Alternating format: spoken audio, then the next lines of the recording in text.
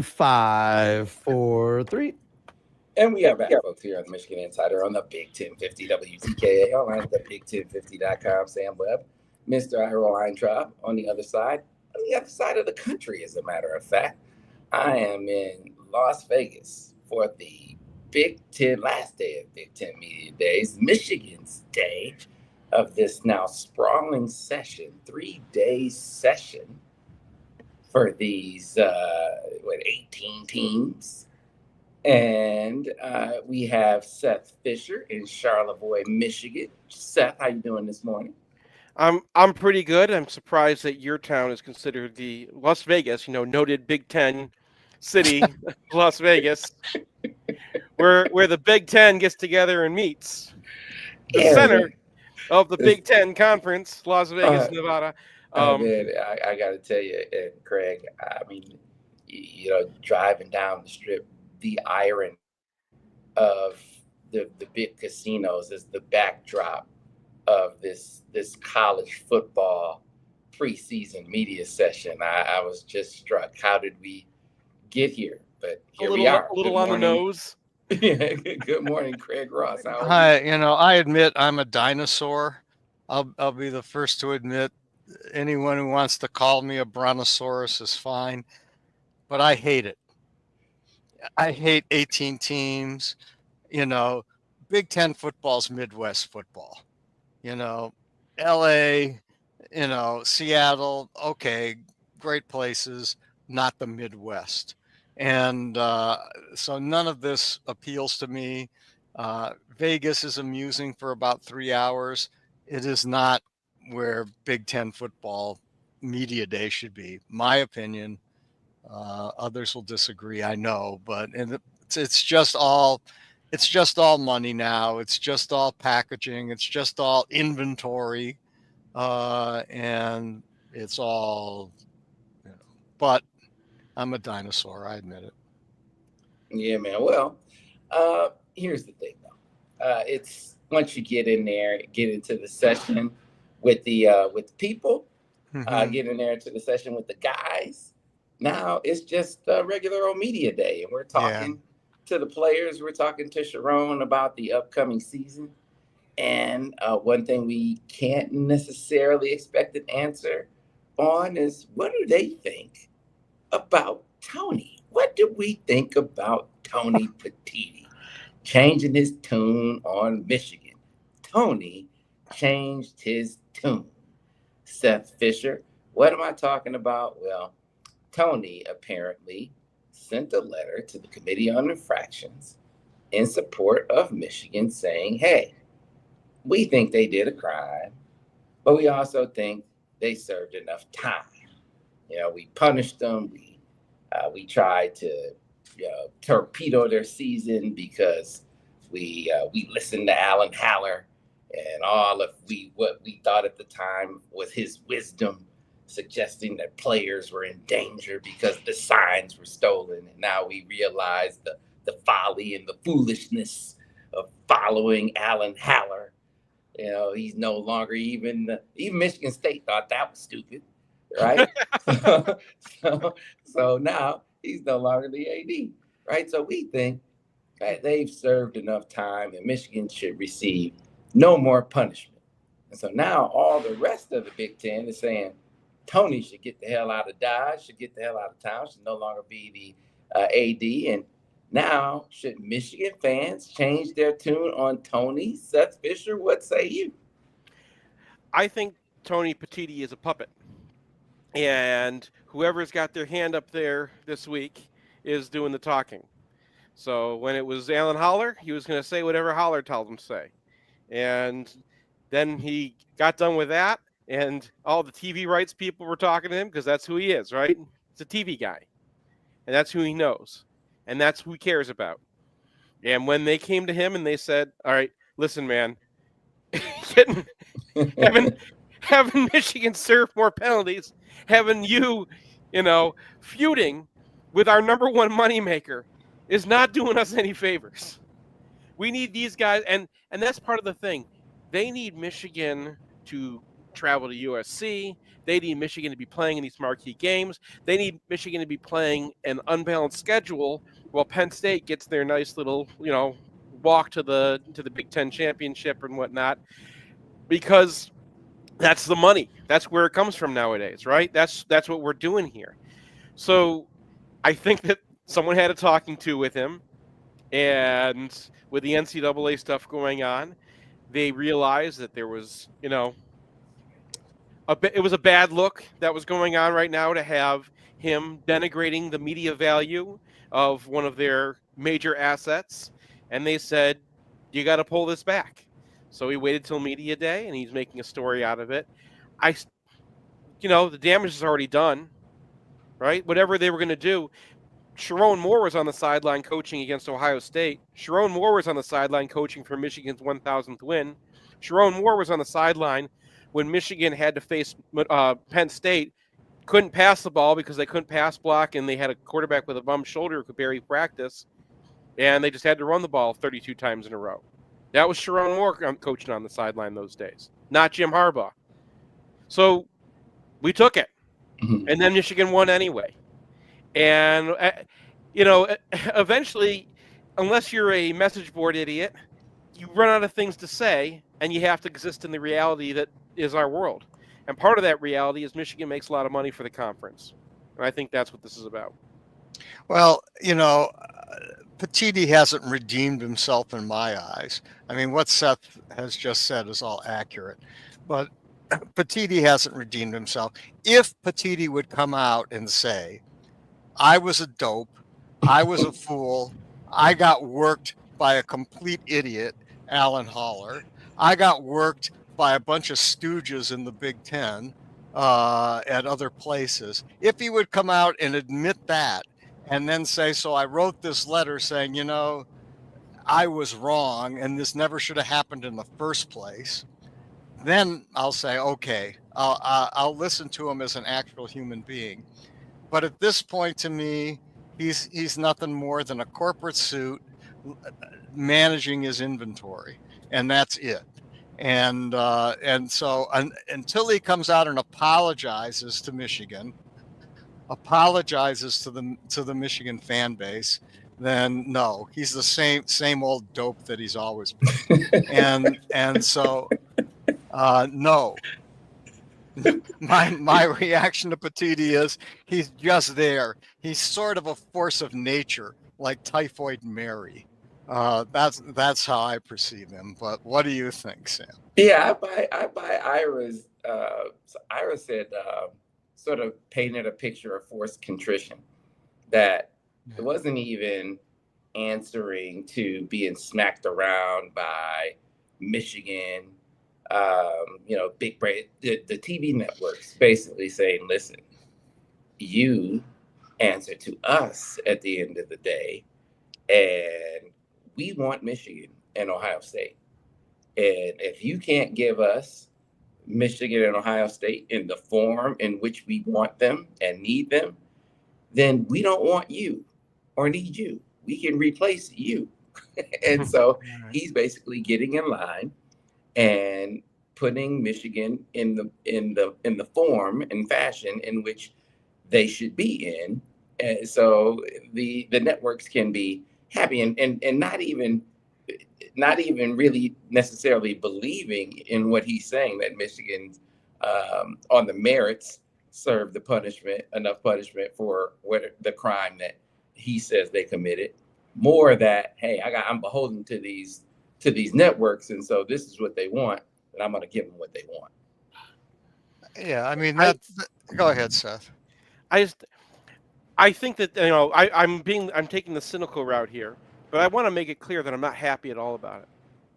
I don't like that this is the way it works. I don't like that the value that Michigan has as a franchise to a TV company is more valuable than who was right and who was wrong. I don't like that the fact that Michigan can swing money around and swing power brokers around to get the Big Ten commissioner to change his tune when it doesn't even matter anymore, right? I don't like how this has to happen. I don't like that it's a money power play, and not about what the facts are. What happened? How did it affect the games? How did it, like, what was reality?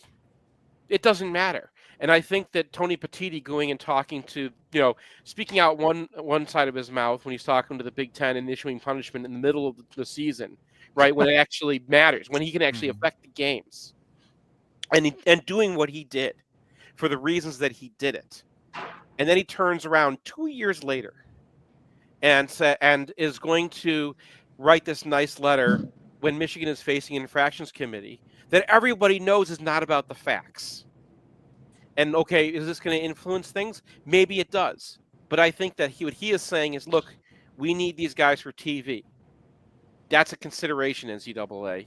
And if you screw us on this, then we're going to have, that's what the mea culpa is. It has nothing to do with what the facts were. It has nothing to do with the case. And I hate when justice is put out this way, because no one's going to like this except for Ohio State.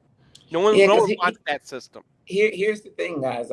In trying to determine who or his motivation, I think getting to the root of that is in part answered by figuring out who this leak serves. Like in the past, like we had these leaks prior to Big Ten Media Day, and they were all to harpoon Michigan, right? They were all these leaks about the NCAA.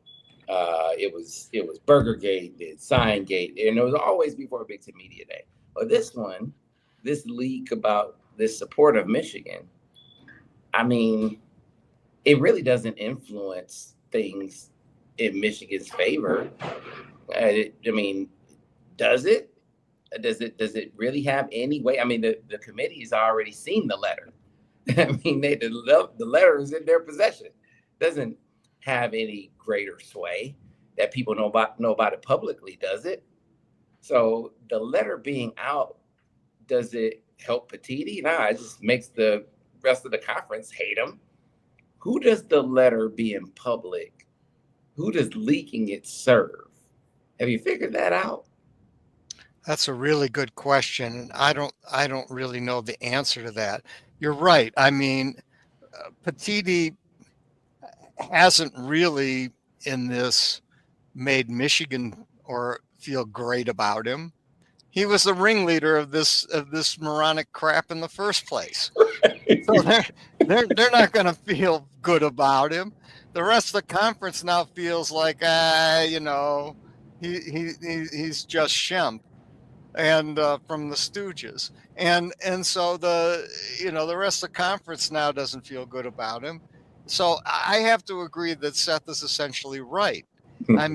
He's doing this because all of a sudden he realizes Michigan is the cash cow with Ohio State.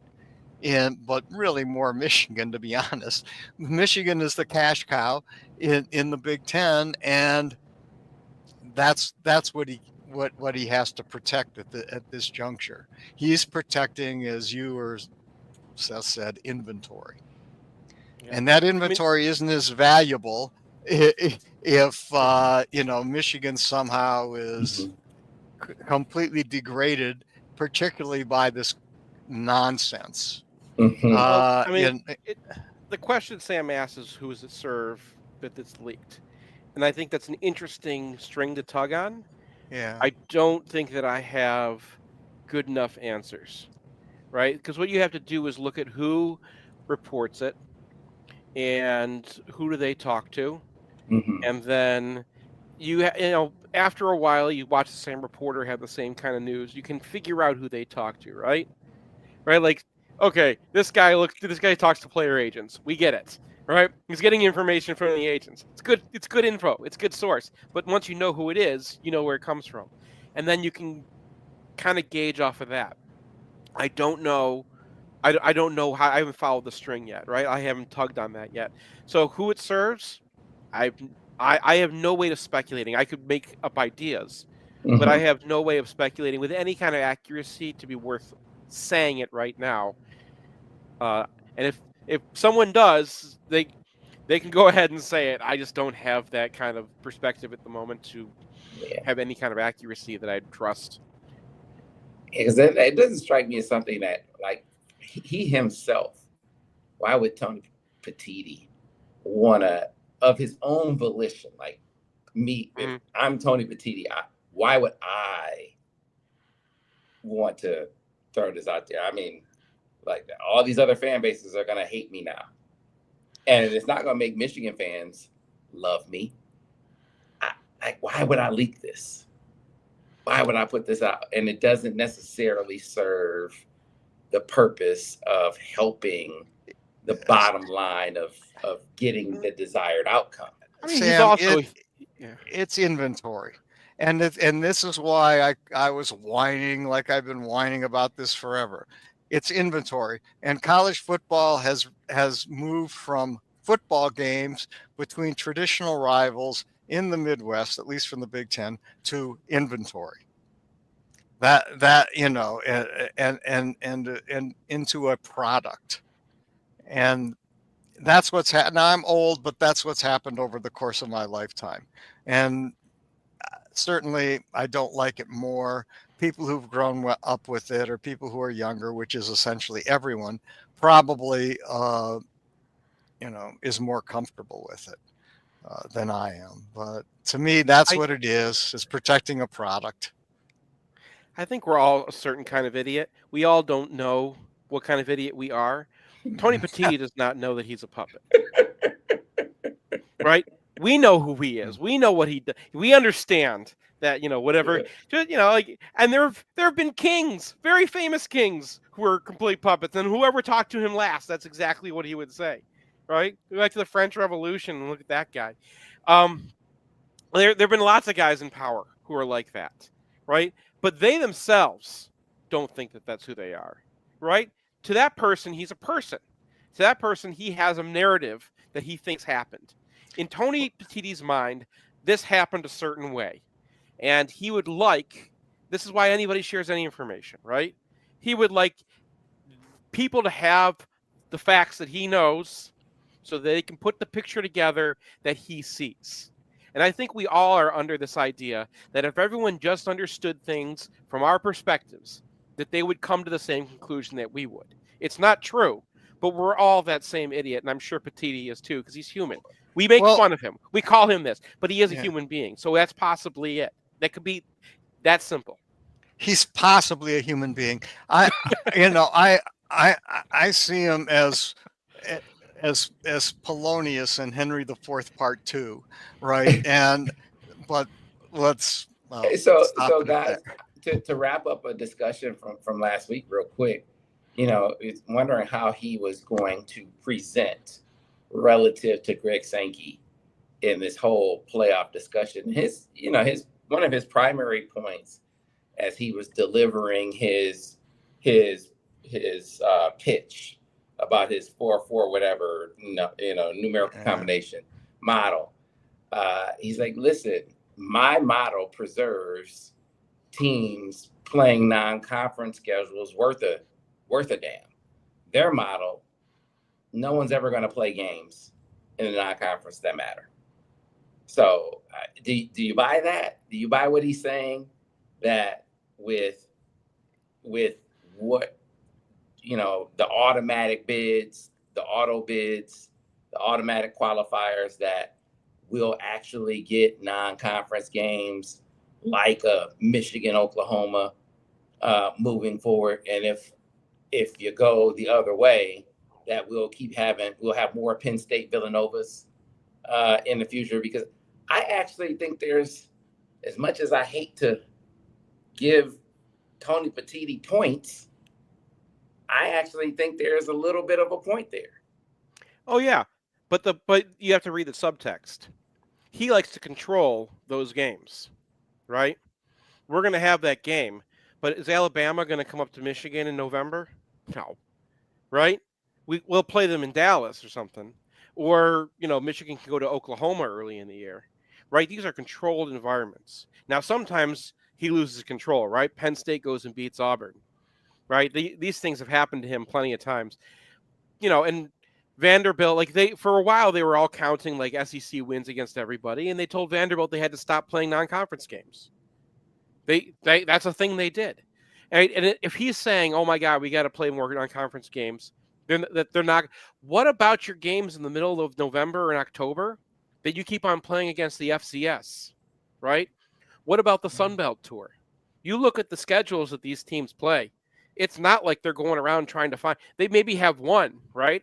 You're not losing that game for a ninth SEC game. That's not what anyone's saying. Everyone's saying is drop the FCS because that's who they're playing, and they're playing them in the middle of October. They're playing them in early November.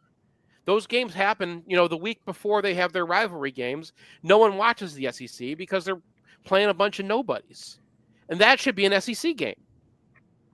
That's the game we're talking about. Yeah, and I'm not even just talking about just adding a conference game. I'm talking about marquee matchups. That's what it seemed like Petiti was talking about. The loss of marquee matchups, early season marquee matchups. Seems like that's going to be a thing of the past with this 5-11 deal. It seems that way. Now, I hope I'm wrong. But I mean, you got some abominations out there. I mean, Kirk Signetti. Who did they buy out? Who did the Indiana buy out? Virginia. It's like, hey man, they see the way in the future, and James Franklin wrote the book. It's like, hey man, just survive in advance. You don't have to play anyone, and play 3 Villanovas, and cakewalk it the rest of the way. You can have 2 Big Ten losses and make it to the playoff.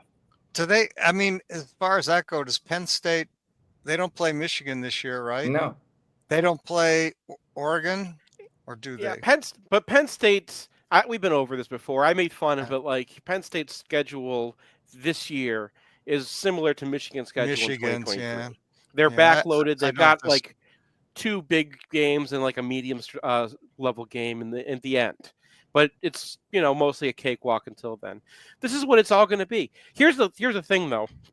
One of the things these commissioners don't want to say is that they've already cannibalized their own conferences, right? So you have Indiana, who's going to play a bunch of easy teams and get to the playoff, and that's going to be great for Indiana.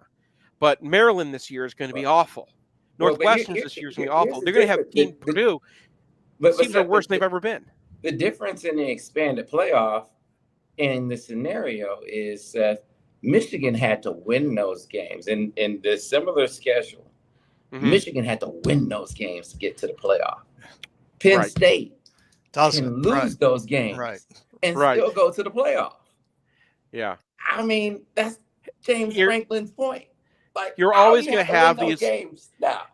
I'm not that worried about the marquee matchups because every format that we've ever had, they still end up happening because they make money. So as long as they make money, those matchups are still happening. The ones that Sankey's talking out of his side of his mouth because he's got an 8-game conference schedule. The reason he has an 8-game conference schedule is not so that like his teams can play marquee games. It's so that they have fewer losses to each other. At the end of the season, there's fewer losses for SEC teams, and that's why Ole Miss is ranked number 25, and Purdue ends up ranked playing the same level of team, playing the same season. Purdue ends up, 7-5, and they're not ranked. And You're making Petiti's point. You're making Petiti's point right now, which I'm like, are we giving Tony Petiti credit? I can't believe it. Tony Petiti, puppet, right? I'm making whoever's hands up there right now. Tony Petiti's got somebody's hand shoved way up in there, and they're moving the mouth, and they have a good point. Are we giving the man credit? Hey, so Michigan, I'm giving the man who's up to his elbows in Tony Petiti total credit for this. Get some actual football in. So Michigan, their chance, the 18th team, 18th coach to actually talk to the media will be Sharon Moore. So your biggest question heading into media day and thus the season for Michigan outside of quarterback, of course, Seth, would be what when you look at this Michigan team? Oh man, receiver. Like, you're looking at, they're talking up Donovan McCulley a whole lot, right? And when they're talking up the new guy, who I'm starting to be more of a believer in McCulley. I watched a lot of his games, but he also, he had a fantastic end of the season in 2023. And when you look back and see the quality of opponent he was facing at the end of 2023, it had really fought. It was like Michigan State and Illinois, who had lost a lot of their talent that year. So it was you give him that kind of caliber of player, he beats them up. Now they played Ohio State at the very beginning of the season, and he still had some runway. But basically, that's what we're banking on. And whenever we ask who's a great receiver, the answers we get are Freddie Moore shows some things in practice and had a good bowl game, and Andrew Marsh. That's what they're answering. Now, I love that they're talking about a true freshman, because that usually means really good things for the true freshman. But who's Andrew Marsh? He's a guy who's just the most ready true freshman receiver we've ever had, right? And this guy this guy is synonymous with his high school. It started the high school, and then they had Andrew Marsh. And that's that's who's leading right now. So, if Bryce is going to be a success this year, he's going to have to be able to throw to guys, and they're going to have to get open for him. They're going to have to catch balls that are, that are hard, right? You're going to have to. We're not going to go through the year like we did with JJ, where, the guys are getting open. We're going to have open routes, and he just has to put it where it needs to be. Someone has to make plays. I don't agree with this. I haven't. It's Brian has said the same thing. I don't agree with Brian. It's not wide receiver. Wide receiver will be fine if the offensive line is competent. It all comes down to offensive line, like it does many years or most years. I mean, look, you protect this kid, you give him the ability to freelance a bit, the offense will be fine. And you give them a running game with an offensive line, this offense will be fine. It's all offensive line. And I think that's what the season comes down to. Now, I saw El Hadi the other day said something about he thought the offensive line would be really good. Well, what else can he say? But, and not El Hadi by any stretch. But, but if he's right, great. If this is if Michigan comes out with a good offensive line, I'm not worried about wide receiver at all. And I'm probably not even all that worried about quarterback. But if the offensive line is, pedestrian or below, if it's a C minus offensive line, then everything falls apart. See, Craig, the problem is I'm coming down the other side of that hill. Mm-hmm. So I'm saying I'm looking at the offensive line, and I don't think that they have the upside that we all want them to have. Well, I watched Crippen at the end of the last season. Yeah. I think Crippen is a smart guy. I think he knows every single way they could possibly attack him. I think that guy, he was an IMG dude, and then he sat around behind Olu and Nugent, right? Like he's seen his time, and last year I think wasn't necessarily fair to him, but he was also just physically manhandled last year. And I don't know if he can just get strong enough to handle that level of play. And we're not talking about him being a decent center. He's already a decent center. We're talking about him being an impact center, a guy who really moves people, a guy who it doesn't matter if Penn State's linebackers, if linebackers know exactly what you're running, and it doesn't matter. We're not going to be that. I don't think, we saw El Hadi last year. He's saying, man, I just feel better when I'm on the left side. He probably does. And you know what? Some of last year was a little bit of, his identification. And he is up and down. So that's the one guy who really can kind of swing. Andrew Babalola, maybe at the end of the season, that guy is really good. Maybe Blake Frazier gives you something. But I don't see a humongous amount of upside in left tackle that's true freshman or redshirt freshman. Neither one of them should be ready yet. I think Crippen is who he is. I think he's a good player, not a great player. Not the kind he's not going to Olu you into having a running game when you shouldn't have one, when they know you're coming, right? I don't think that that's where Michigan's offense is going to make their bones. I think what they have is a quarterback with a tremendous amount of talent, and they've gotten some receivers who don't need to be open to make catches. And I think that's an X factor. And the question is, who can McCulley do that against? And do they have anybody else who can do that? Because Yeah. that's you have the ability to throw to parts of the field that you just had no access to last year. Yeah, I think that we're sufficiently green at quarterback so that the wide receivers are not going to be uh, determinative or a savior. Offensive line is good. This team will be good. Offensive line isn't good. They're going to have to figure out Yeah, something like you they can did say in that every Ohio year. State or at. Well, that's right. I mean, that's the point. And the question, I agree with that. And the question is, well, what is this line going to look like? I'm not ready to say they're not going to be good. I just don't know. And so I think you're absolutely right, Craig. I agree with you. Offensive line, the team, their fortunes as a contender in this league rise and fall with the offensive line, in my opinion. Um, I think there's greater upside this year. I think Andrew Sprague at right tackle is. I think you got a lot of physical upside there. I think the same thing with a Phobie. I think there's a physical upside there. I feel better about the athletic upside at left tackle if it's Frazier or Babalola. The thing with Babalola that is a ceiling, a lower ceiling for me is obvious, is that he's a true freshman.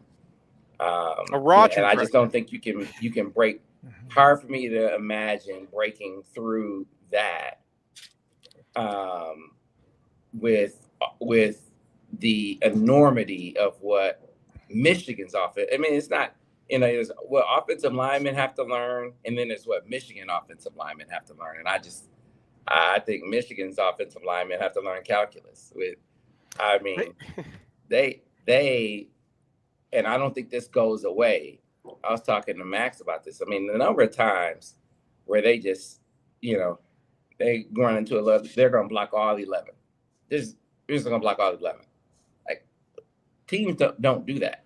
And I don't think they're going to do it as often with Chip Lindsey as the OC, granted.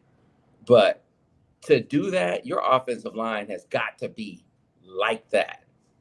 I mean, you have got to be able to adapt and play off of one another and block multiple guys. It's hard for me to see a freshman being able to learn that much that quickly, which is why I lean more Blake Frazier.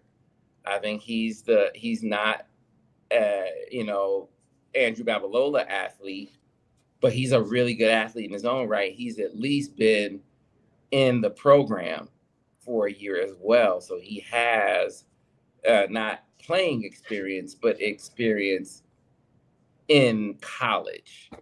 And I think that's going to be enough to give him an edge on Evan Link, who I just don't think, I think he's just better served inside.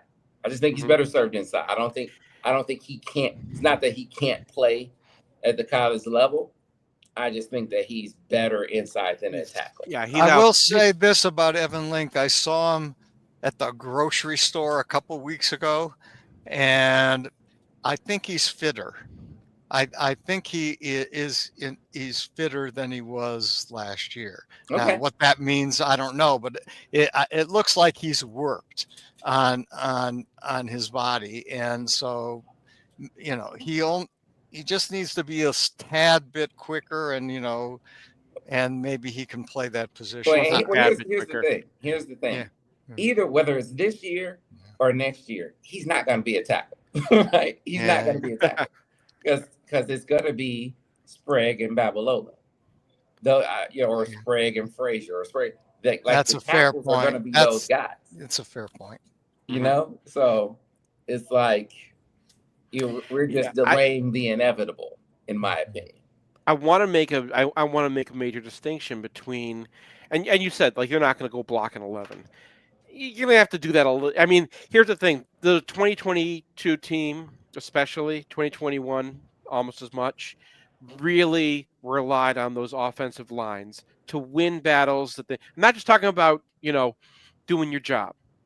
These guys, I think you can get a line that does their job. They're not a bottom of the conference offensive line. I don't think that and we were talking about X Factor. I think, okay, there could be a huge swing. I think that in the future, this is going to be an amazing offensive line. I think they've got some really good young players. I keep hearing great things about Jake Guarnera at center. I keep, they love Avery Gatch for the future right guard. Nathan Afobe, they love him, and he could be the president at right guard too, right? And I think that he's someone who had a high ceiling. And when you hear about a guy with a high ceiling really coming through, and if it's not Afobe, it's Link in that spot. And Link is a guy who can move people. That's the kind of thing that you need. You need people who are going to win those blocks to make it a superpower. And you had that with Zinter, you had that with Keegan, you had that with the guys they had before. We talk about Sprague. I love Sprague. I think Sprague's going to be an All-American. I don't think that Sprague is going to this year be an upgrade over what Miles Hinton was last year, right? And that was a good tackle. He was probably arguably Michigan's best lineman last year was Miles Hinton. And Sprague's probably going to be Michigan's best lineman this year. But I think it's an even, right? I don't think you're going to get that much better there. So Sam is looking highly skeptical about this. I am we were doing the charting, skeptical. So I was going. I know you charted it. You know more than me, but I don't know. Who was it? Who was it to you, Sam? I just I think it's a dubious distinction. The best lineman last year. Right. MVP of the 1932 team. Yeah. But the best lineman this year, I think, is going to be something more to tout. I think it's going to be something more to tout. Let's talk. Let's talk at the end of this year, because if Andrew Sprague is the best lineman this year, I think it's going to be a more meaningful distinction to say that. So time will tell. We're getting the break sign from Mr. Weintraub, so let's do that right now. Be back on the other side. And know there was a basketball discussion that Craig wanted to finish off last week, so we will do that on the other side here on the Michigan Insider on the Big 1050 WTK online at big1050.com. Clear on the radio. Yeah, I think with Miles, I mean, I thought he was. I think he's. I think he has. I always looked at him and say he has great potential, but the dude just. I always want him to finish. That was not him. Yeah, he didn't want to finish. He wanted to go fishing.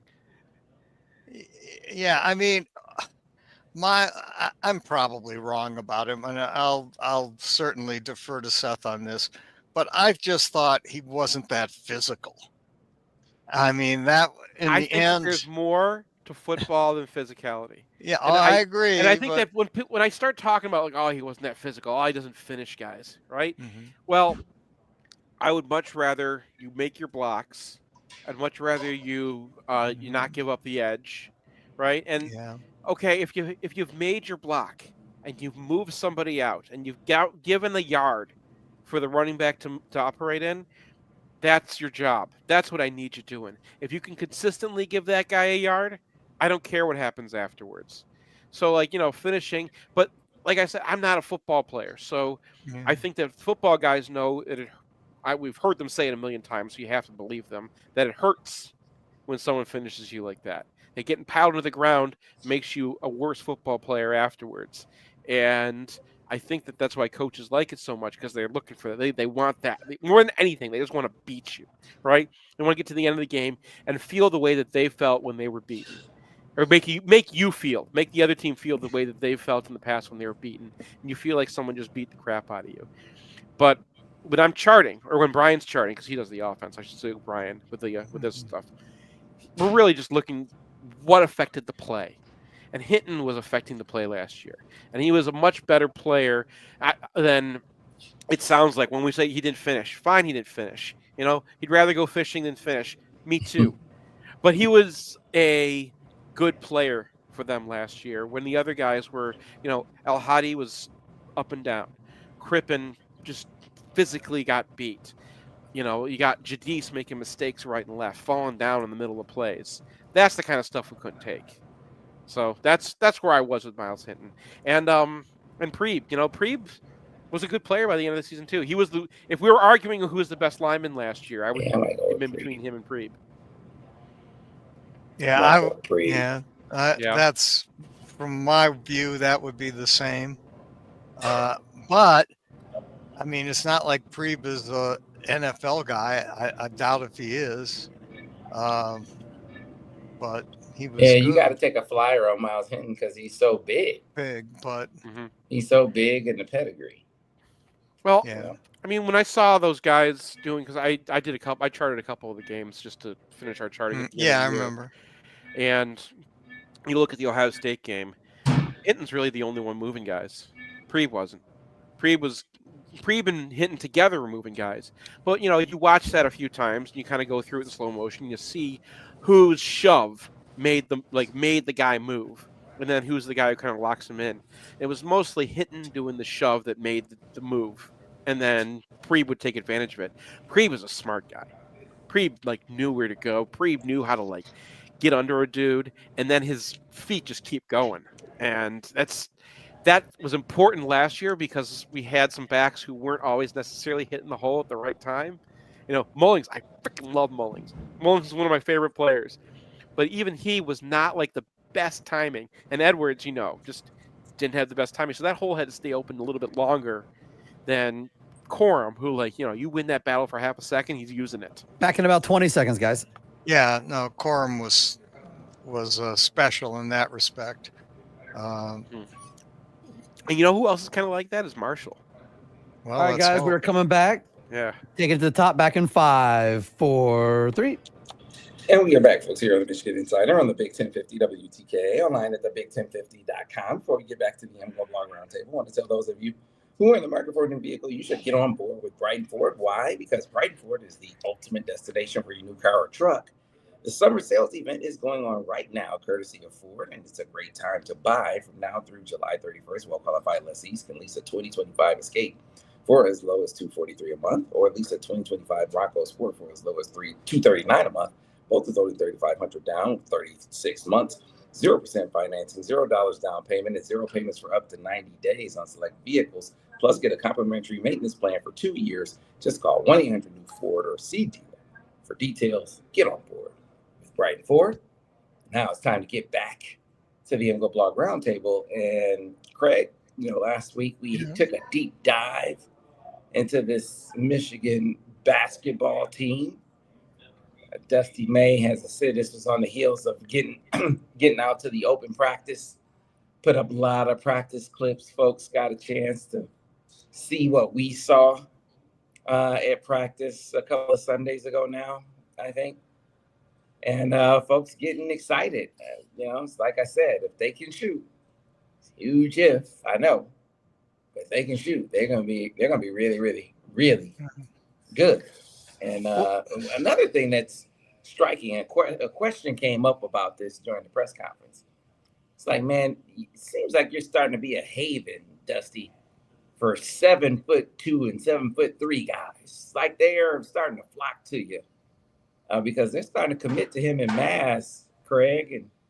And they seem like they think Dusty, who's closer to my height than theirs, is the 7-foot whisperer at this point.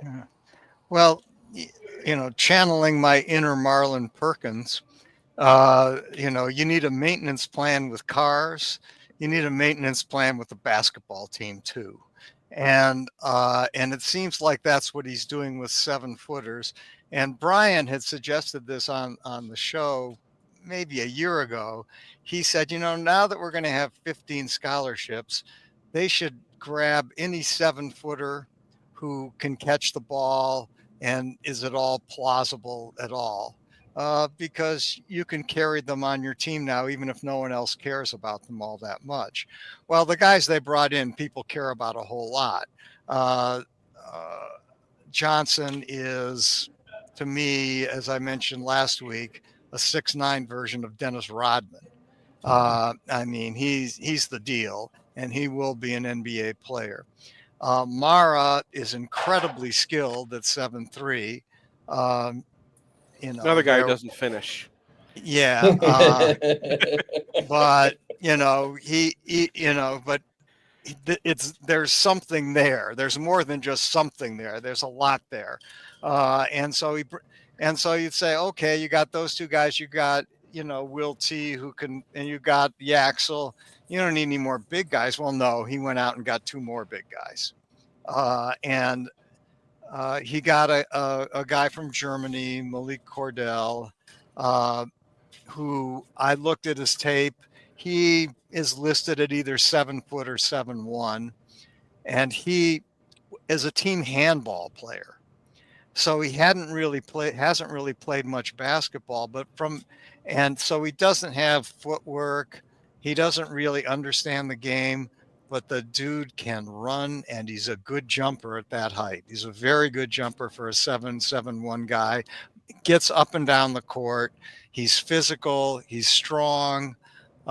He just needs to learn how to play basketball, and I think he's come away in a short period of time, and I think he will learn how to play basketball.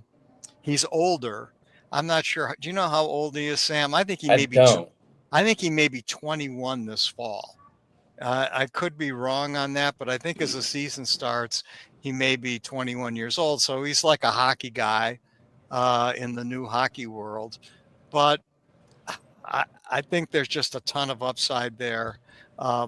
Probably it makes sense, even though he is older, for him not to play much this year and to actually learn the game, which I think he can do. I think he can be a defensive force. Then for next year, he's not in this year's class. They got a guy out of Denmark named Marcus Moeller. Marcus Moeller is a legit 7'3". I mean, that guy is tall. And I think he's only 17 years old right now, maybe 16. I don't know. But I know he's very young. He's kind of the opposite of Cordell. Marcus Moeller has been playing basketball his whole life, and he's got footwork. He can pass. He can shoot the three. He's a guy that I'm stunned isn't at Purdue or isn't going to Purdue, because he's the kind of guy who Painter would take in a heartkeep. His name doesn't start with HAA. That's why. It's not Haas or Harms, right? But Marcus Moeller, though, looks a lot like Nate Holmgren. There's nothing to him. He's skinny as a rail. And so his thing is going to be over the next 2 years, getting stronger and being able to play in the Big Ten. But Marcus Moeller has basketball skills at 7'3", and all elements that I can see: footwork, left hand, shooting the ball. He has nice mechanics on his shot. So Dusty really, I think, has done it with both of these guys. And then added to that, we didn't talk about Patrick or Ricky Liburd, who no one recruited. I can't figure out why. He was like number 357 or in one of the lists I saw. He's 6'6". He's strong, fit, and he was a 49% 3-point shooter. Right. That's the thing that jumped out of me was his shooting. 49, and his team won the Florida high school championship 3 years in a row. And I don't know what level it was, but it doesn't matter, because I watched the game from last year, and there was guys like Matthew Abel and other really, really good high school players in that game on both teams. And he was the best player on the floor, Liburd. 29 points, 7 rebounds, 7 assists, very, very physical, just dominated the game. And so I don't know. I mean, they've already announced he's going to redshirt this year, which makes, complete sense, given the fact that you've got Roddy and Namari. But he's I think going to be a good basketball player. The interesting thing to me with these guys for Dusty, the incubator guys, as I call them, are you going to really be able to develop those guys and keep them around? Keep them, yeah. In this day and age of college basketball, right? You know, Well, bigs take a long time to. Right now, these are higher level players, but none of them have said, "Hey, I'm coming here because I need to play immediately." right? These guys are coming here to be developed. So Yeah. you ask, can they develop them to hold on to them? Well, if you hold on to two of them, that's your front court. In this day and age, one of the things that you need to have is a reason for everyone to think that you're going to win next year. Mm-hmm. Right? You get to the end of the season, you have to rebuild your team every year nowadays. When the portal is going to be huge, and they're going to look around and say, "I want to go play for someone who can have a chance to win the championship." Right? That's what guys want, rings. Well, you're going to attract the guys who are ready to go and win a ring if you have a base, and getting those bigs is one of the hardest things to get. Last year they got Golden because Golden had already played for the coach, right? And that was, but that was the core. Once they had Golden, people were like, "Oh, okay, I'll come and do this." Developing them yourself, you'll lose a couple, but you'll have one of them come through, and then you've got something. Once you have that 7-1 center who can move, that makes that's such an important piece of the team that the other pieces can be filled in through the portal and whatnot. Well, and they're coming in with the understanding that they are going to sit and be developed. And so that obviously lends itself to them sticking around. You just hope that it stays that way as they're going through the process. And with the relationships that Dusty and his staff develop, I think for the majority of them, it will. But man, you just wonder in this day and age when teams start throwing money on top of it. Yeah. It's like, man, that makes it a lot tougher. Anyway, guys, always a lot of fun on the roundtable. Looking forward to it again next week. We'll see you guys then. For the rest of you, obviously we'll see you tomorrow with a lot of feedback from out here at Las Vegas, Big Ten Media Day, Michigan Up Today. So we'll see you tomorrow here on the Michigan Insider on the Big 1050 WTK, online at thebig1050.com.